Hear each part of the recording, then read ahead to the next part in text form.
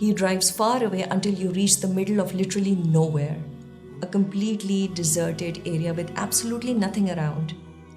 आपके शौहर आपको आपके छोटे से बच्चे के साथ कार से उतार देते हैं. आपके सवाल पर कोई जवाब नहीं आता, and now he is driving away. आपके बार बार पूछने पर वो कहते हैं मैं ये अल्लाह के हुक्म पर कर रहा हूँ. थोड़ा सा इसके बारे में सोचिए.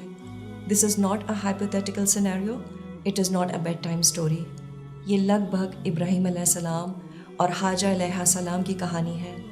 हम सब ने ये कहानी तो सुनी हुई है, लेकिन हम में से बहुत कम ऐसे होंगे जिन्होंने इस किस्से को अपनी ज़िंदगी के चैलेंजेस से रिलेट किया होगा. इस किस्से में हमारे बहुत से सवालात के जवाबात मौजूद हैं. Why me? Why is this happening to me? What did I do? दीनदार लोगों पर ही आखिर परेशानियाँ क्यों आती हैं जबकि दूसरे बड़े ऐश में नज़र आते हैं? What's the point? Where is the wisdom? Where is the mercy? But Allah doesn't leave our questions unanswered.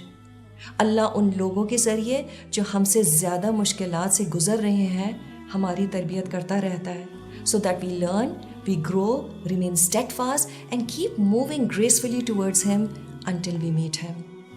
तो सच्ची बात तो ये है कि अगर कोई भी हाजा की जगह होता तो वह अल्लाह के वजूद पर ही शक में पड़ जाता.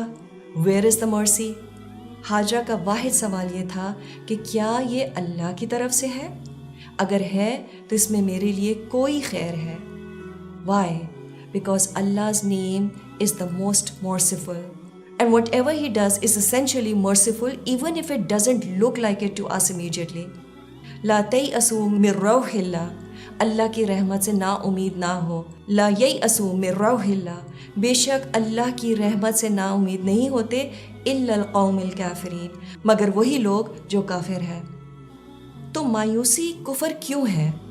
We don't believe that he is the protector, the giver of relief and victory.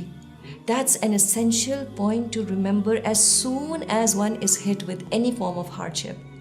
तो ये कहना बड़ा ही आसान है, लेकिन इस पर अमल that's something else.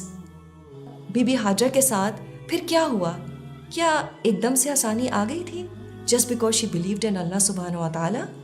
No. She talked the talk, but she literally had to walk the walk. भूख, प्यास, छोटा रोता बच्चा गोद में, उस वक्त अल्लाह की मदद पर शक आना क्या मुश्किल है? उस पर उन्होंने फिर असबाब इख्तियार किए. एक पहाड़ से दूसरे पहाड़ पर दौड़ी. She could have doubted the relief of Allah then, but she didn't. बार बार दो पहाड़ों के दरमियान दौड़ी. And she could have given up completely at any moment. She could have fallen in despair, in anger. She did not. Finally, उन्हें एक फरिश्ता नजर आया जिसने अपने पर से ज़मीन को खोदा और उसमें से पानी का चश्मा फूट पड़ा. The angel said to her, "Do not be afraid of being neglected." ये बुखारी में हदीस आती है. तो हमेशा ये अल्फाज याद रखिए. Do not be afraid of being neglected. Allah will never neglect his people.